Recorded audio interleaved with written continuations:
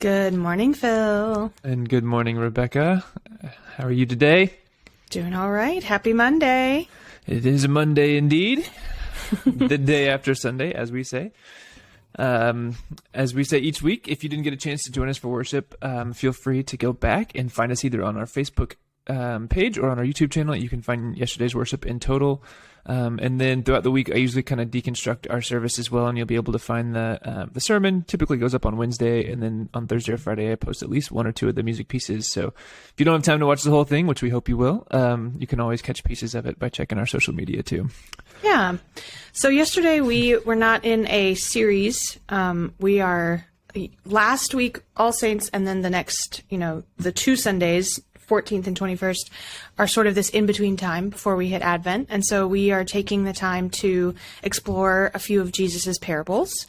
And that's really been kind of our theme within a theme, whenever we have time during the course of the year that we're not in a series, then we return to Jesus's parables and just sort of like take some time in there. So yesterday was theme beyond the theme.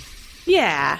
Yesterday was the lost coin and the lost sheep. And as Mitchell said in his sermon, that he's usually paired with the lost son, but that is such a more complex and longer parable that usually if you try to read all three, you're going to naturally focus on the one that has the most detail. And so by leaving out that one, he allowed us to just create some space for the two sort of little parables that sort of get forgotten sometimes.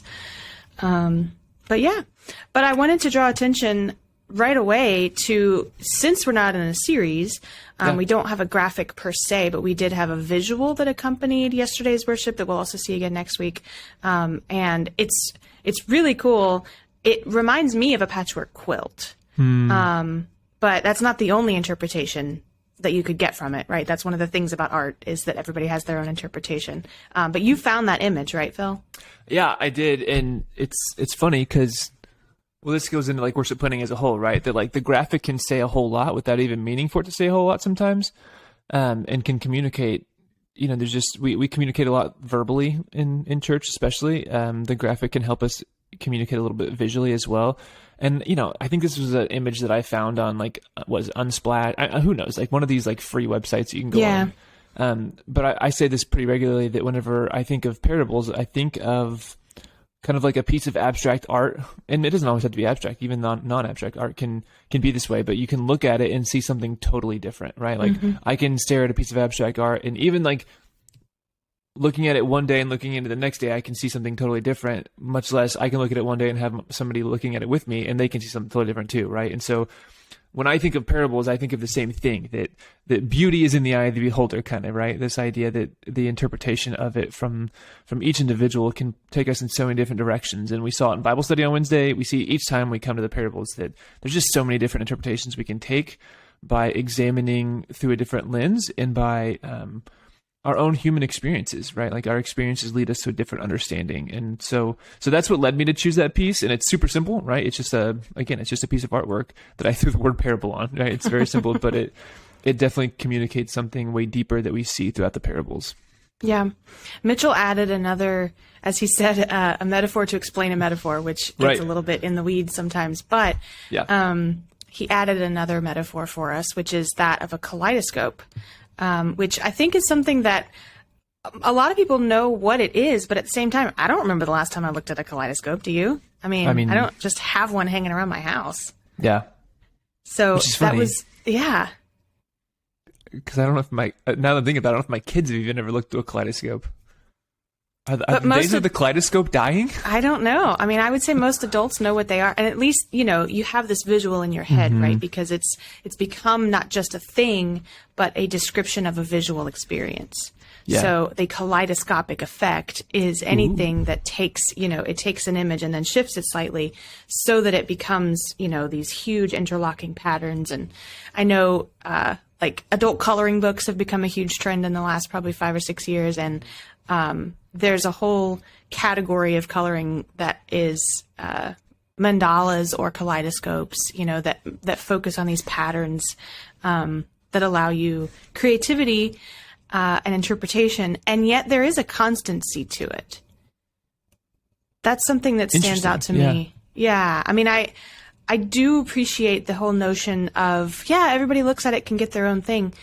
But I think there has to be some sort of bedrock or constancy or cornerstone, if you will. Like, the parables, I'm sure, are up for interpretation. And yet I think there are deeper truths that if Jesus were here among us today, he would hope that we would get, So it's walking this line between, any interpretation is fine. Do whatever you want. Read it however you want. And also, are we looking for these deeper truths that are true, capital T? And so that's what comes forth to me in the idea of like a kaleidoscope, is that there is pattern in it. There are patterns of colors and there are patterns of shapes. Even though it's so rich and complex that everyone can focus on something different, there are constants that remain the same.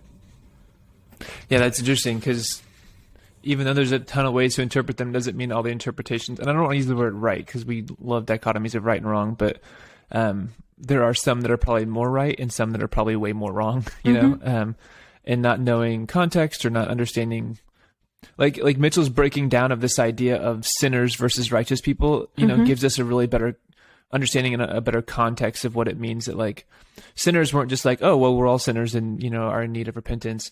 No, it's like sinners were like the people that everybody knew were like not real good people. Almost like it's almost a caricaturization of what it meant to be a sinner in the Gospel of Luke. And I think Luke does this a lot. He does it with Pharisees, where they play this like characterization of the quintessential like law-abiding person that takes things so black and white. Yeah, it's sort of stock character. I mean, if in literary terms or in, TV show terms, it would be a stock character.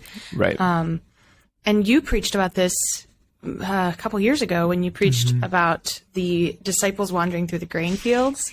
I remember this very clearly because I had never heard this interpretation of it. But you said, what were the Pharisees doing, like stalking the disciples through the grain fields? It wasn't actually them, probably. It was this idea of this like stock character Pharisee that would find fault. Yeah. It wasn't that they were literally walking through the grain fields with the disciples, because had they been, they too would have been not honoring the Sabbath, right? That's right. Yeah. And so, I think like, it's because they pick some grain and eat it, and they're like, wait, pop up out of nowhere. What are you doing? Right. Did you do that? It's Sabbath. Like, what is happening here? Yeah. So I think that's a good call. I mean, the sinner, which we can get into this too. Mitchell sort of made a passing comment about Protestants being like super into being sinners. I think we can take a whole podcast and unpack that. Because not all Protestants are Calvinist. Calvinist is what we think of as being the like total depravity. We are all horrible, doomed to fail. I think Calvin was definitely an Enneagram 1. That's funny. But anyways, the point that I was trying to make was, this notion that we're all sinners, quote unquote, is almost a throwaway phrase too. And then when Mitchell helped us kind of dig down deeper into that to say, actually, no, sinners meant a very specific thing and righteous meant a very specific thing. And we are the righteous. Right? We go to church, we do programming, we record podcasts, we preach sermons, we sing in the choir. And can even the righteous be lost? That was his main question. Which is a really, like, I think I typed in the chat on I was like, oof, that's that one hits home right there. Because the rhetorical question obviously being, absolutely we can, Yeah. Of course we're lost in different ways. And that's why the parables I think are so beautiful too, because even though it's directed at one group of people, clearly it pulls in something here that catches us on the other side too. There's just a really powerful piece to that in this idea of what does it mean to be lost. And so. Certainly I have felt lost many times, and it's to differing degrees. I'm actually reading Barbara Brown Taylor's book, An Altar in the World. And she has a whole couple of chapters that are devoted to practicing, like, developing the skill of being lost. Oh, wow. And she says, so she says you can focus on that literally, and that actually hones those skills. You can take a different route home, or you can walk through a field instead of on the sidewalk. You can purposefully get a little bit lost physically, but also what does it mean to allow yourself to get lost spiritually or emotionally, and then what will you find on those uncharted paths? I love her. My gosh. Yeah. Her ability to take something that we've almost like demonized or we assume is such a bad thing. Like she did the same thing with darkness, right? Like learning to walk in the dark. She is so brilliant in her ability to take those things that we've often put a negative connotation to and say like, but no, there's really a great offering for us here in the midst of this. Like she's just amazing. Ugh. She's a sage that I would sit at her feet all day long and just let her teach me all the wonderful things of the world. Well, go to Georgia. Pretty sure she's still a professor down there, isn't she? Or has she retired I think now? she retired. Yeah. Okay. I think she did. I did get to hear her speak a couple years ago at a preaching conference, and it was just as good as I hoped it would be. Yeah, that's really cool. Yeah. But yeah, so I mean, I think the parables of the lost coin, which you also, you kind of acted out with Keith in the children's time. I think that's probably we've had a lot of wheels off children's times. So I don't even know. I don't know if that would make the top 5. It might make the top 10 of the most wheels off children's times. With Keith doing a disappearing magic trick and a couple different kids exclaiming that they saw him put the coin in his pocket. So it wasn't as magical as he wanted it to be. So sweet child. Like, okay, just stop talking. You're ruining the magic. What was it like for you and Keith? Yeah, to walk through that. So again, because the parables are so complex, there is a surface level reading, and I don't mean surface level in that like there's not still good truth at the surface level. There definitely is. But I was trying to figure out how do you convey a truth of something like the parable of the lost coin to children. And so I made up this whole story, right? Preacher's hack here. The sermon the little sermonette that I told about this coin being lucky and the Cardinals won after I found it is totally made up. This is the truth behind the worship service. Right. You are really getting the secrets behind it. But the idea being that like, I had this really coin that was just like any other dime. So we had 3 dimes, but I said, there's these 3 dimes, but this one's really special to me because I'd been to a couple different Cardinals games when I was a kid, St. Louis Cardinals, and they had lost every time I went, which actually was, I think, was actually true. But then the next time I went, I found a dime outside the stadium, and when I went in, they won, and so I just knew this was a lucky dime, and so I held on to it ever since, knowing that it was going to be a lucky dime.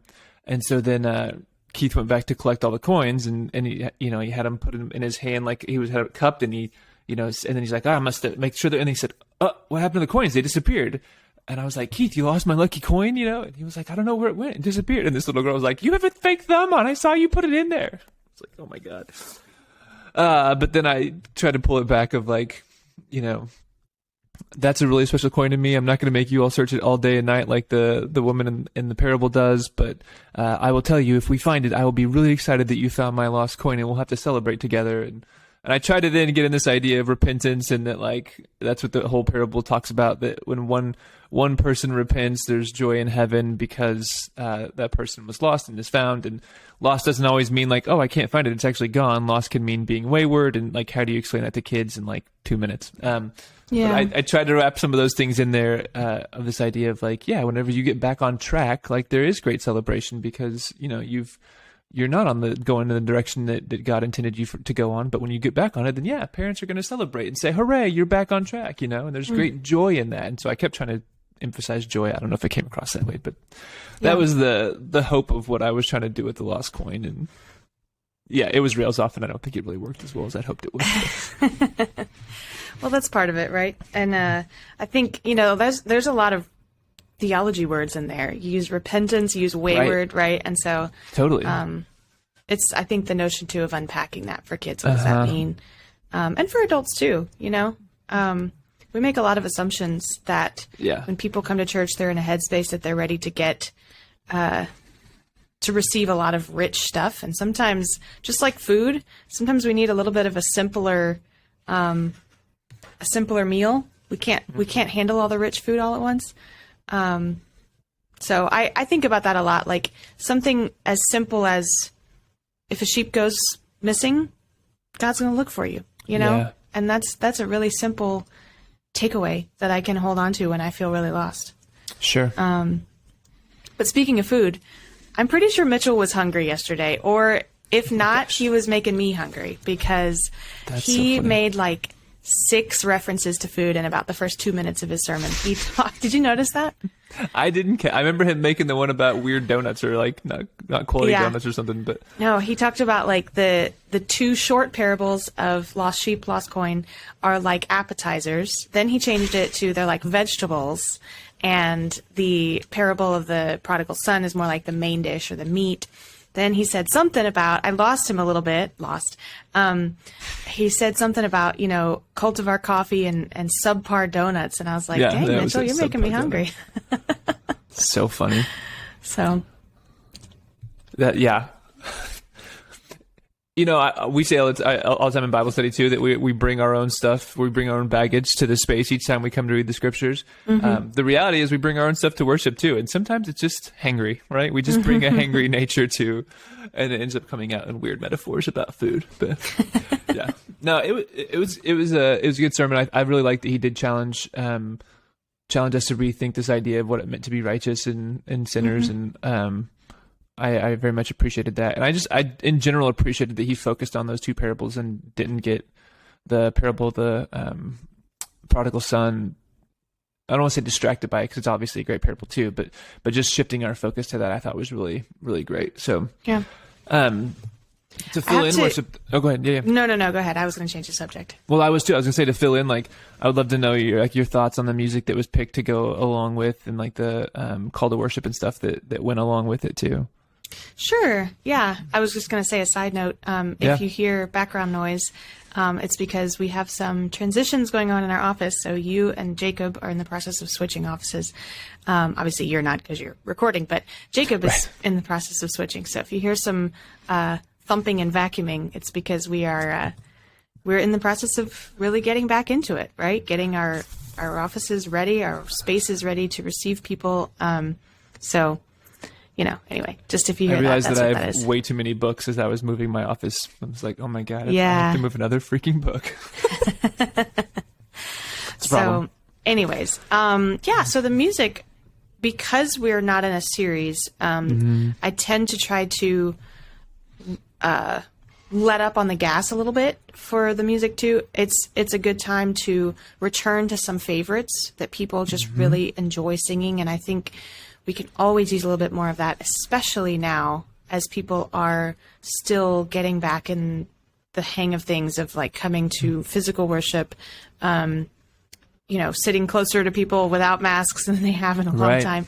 And so I really thought yesterday could use a little bit of comfort and familiarity. And so that's why we sang Come Thou Fount. And even then, though, I do try to just sprinkle a little bits of freshness in there. We're not going to do it the same exact way every time. And so yesterday, Ben played guitar and Kyle played bass along with Farron on the piano and the choir.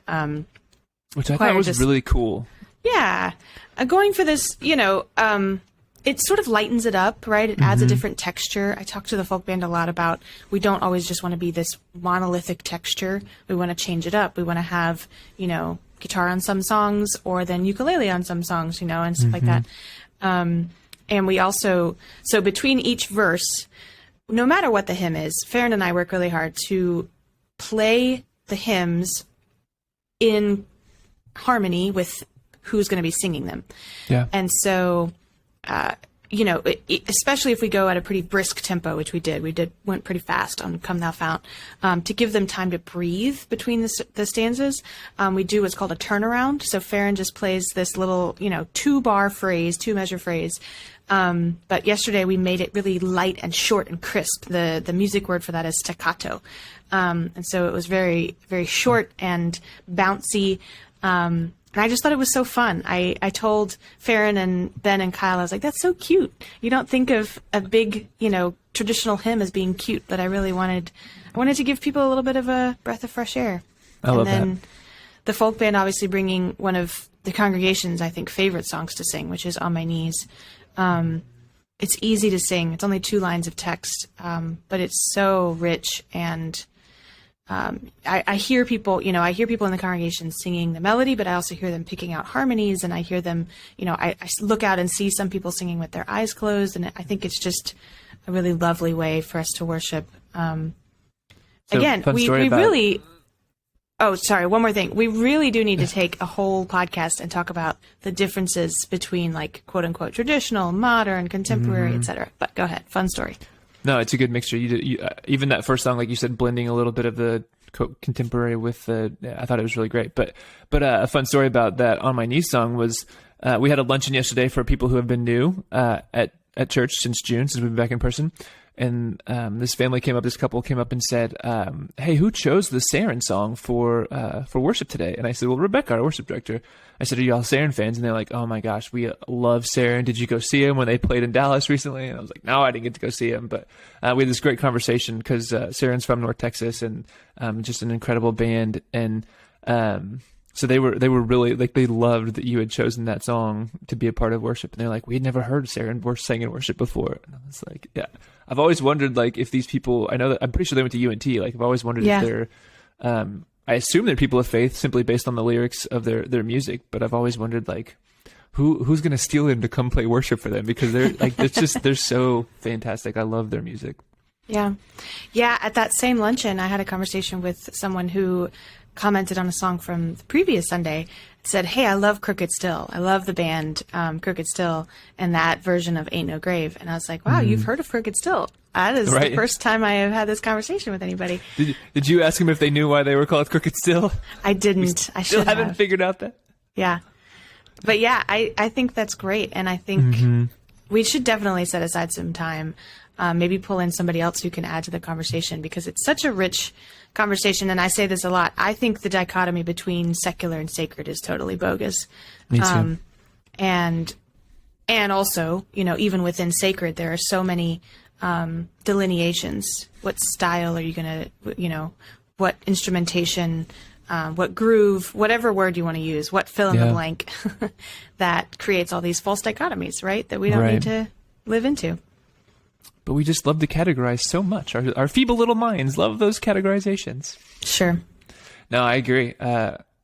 Yeah. And maybe one day we'll reach out to Saren and get them on the podcast. There we go. That'd be great. There's our challenge. Yeah. Yeah, that'd be awesome.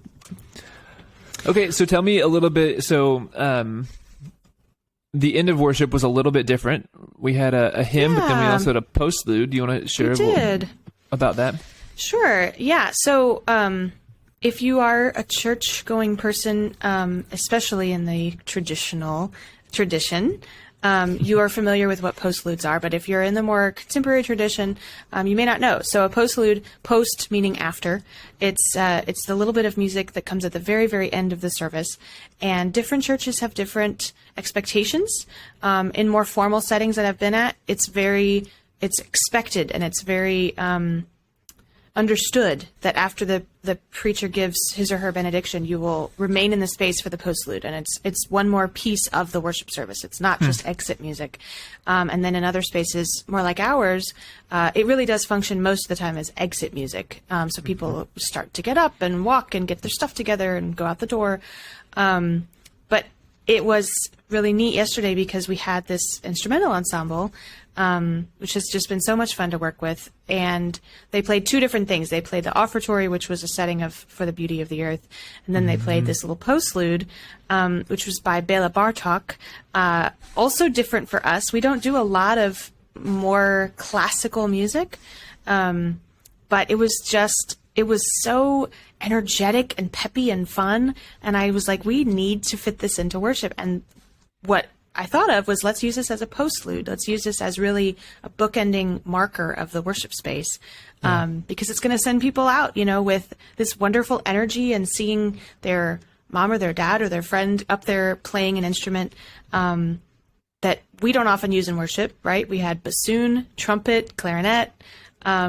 So even us with our broad range of instruments don't often have those. And so it was really nice to be able to hear that. Okay, so I want to read these off because these are the instruments that were played for the offertory.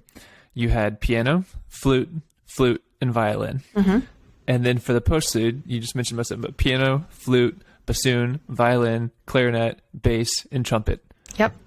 I mean, that's incredible. I mean, it's just wild, like it was just such a beautiful expression of music to end our service on. one, I loved seeing all the musicians up there with all these different instruments. It was really incredible. But it really was beautiful. So props, and a huge shout out to the incredibly gifted musicians that we have in our congregation, and your ability to bring them all together and create just beautiful music. Yeah.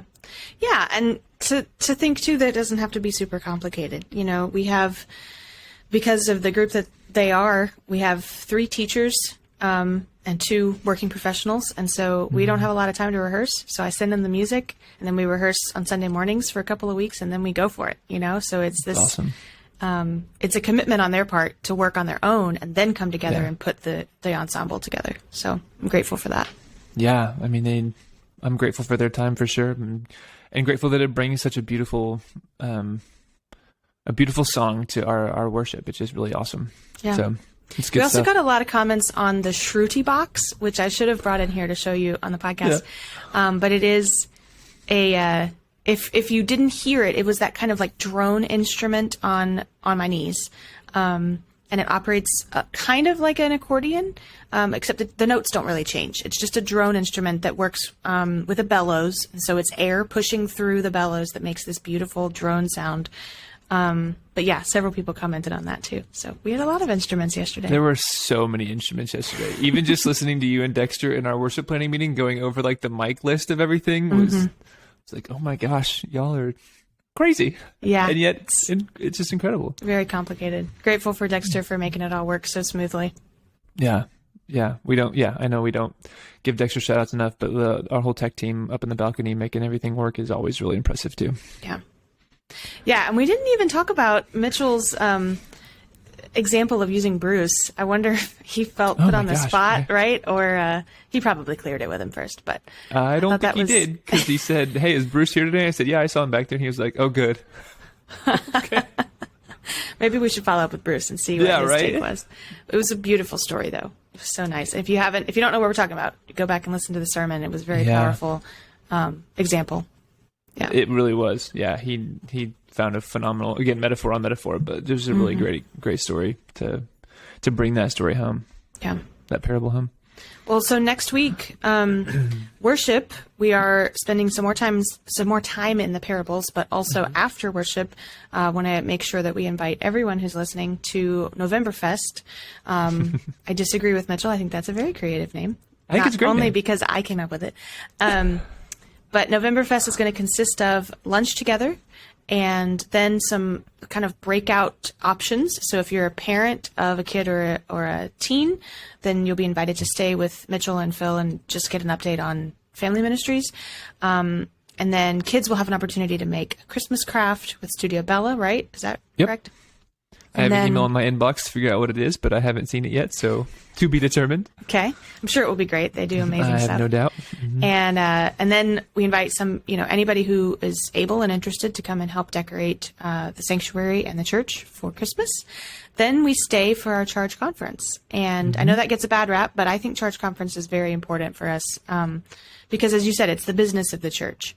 And it's the time that we get to meet together and we vote on leaders and we affirm the leaders in the church and let them know, hey, we have your back. We want you to be a leader. We trust you to lead, and we're going to vote you into office, officially. Yeah. So we invite everyone to come to Novemberfest next week, November 21st.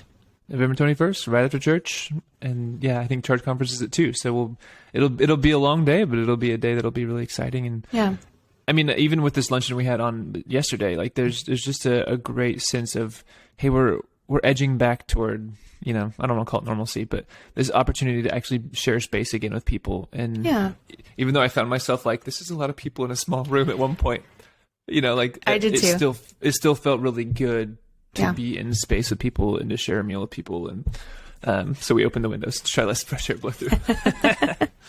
But I'm excited to have everybody come and hang out and get to decorate the church and do all these fun things. Yeah, that'll be really good. It's good to be together. Well, thanks, Phil, for joining me. And we'll try to get, not that I don't love having you as a conversation partner, but also in the coming weeks, we'll try to get some different voices. And again, as we always say, if you have a question about worship, the why behind the worship, why we do what we do or say what we say, go ahead and email worship@wrumc.org. We'd love to answer some of your questions. So thanks, everybody. We'll see you next week. Take care.